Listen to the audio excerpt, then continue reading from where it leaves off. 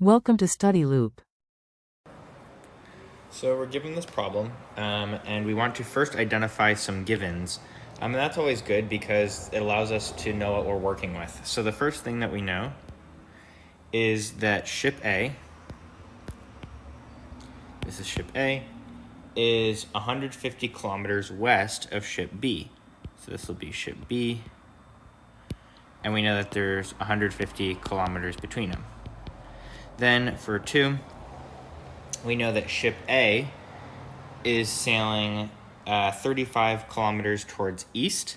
So this is 35 kilometers per hour east. And then ship B is going 25 kilometers per hour north, and that's our third point. Then for part B, we want to connect those two ideas, and we're going to do that through the Pythagorean theorem. So what that looks like is that d squared, the distance, is equal to 150, the distance, minus 35t, because that's the kilometers per hour, squared, plus 25t squared. Then we multiply all that out, and we simplify.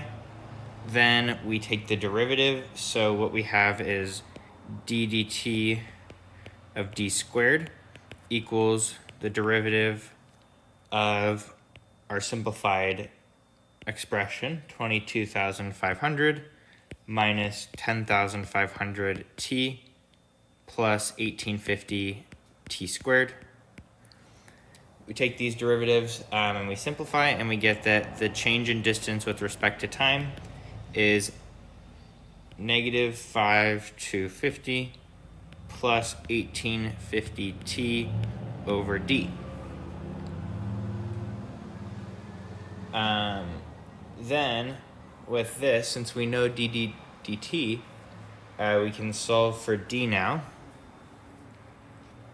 Choosing our value of t, going back to the original equation, we get that d squared, when t equals 4, because that's what we're focusing on, when t equals 4, we get that d squared equals 10,100, so that means that d equals 10 root 101. So that d value right here is going to be what we use to plug in here to find our change in distance with respect to time. And when we plug in that value, we get that dd dt is equal to 21.4 kilometers per hour.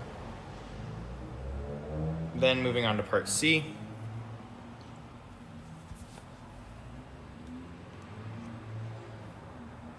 What we have is that at noon, the distance between the ships is 150 kilometers. So then at 4 a.m., 4 hours later, the distance between the two ships is h kilometers.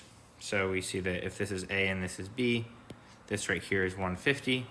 And then if we have this triangle here, with now B being here and A being here, the distance here is going to be h, where this is the x direction, that's the y direction. So those are going to be our two diagrams. And then for part D, we want to analyze those diagrams further. So we want to find the change in x direction. That's going to be negative 35 kilometers per hour. That's because this is the change in the x direction is going to be a negative movement, and then the change in the y direction is going to be positive. So dy dt is going to be the 25 kilometers per hour. We know that dx dt is negative because 4 hours later, the ship has not reached the point where B started. So what we end up getting is that we want to find the values of x, y, and h. So x is going to equal our initial distance minus the distance traveled.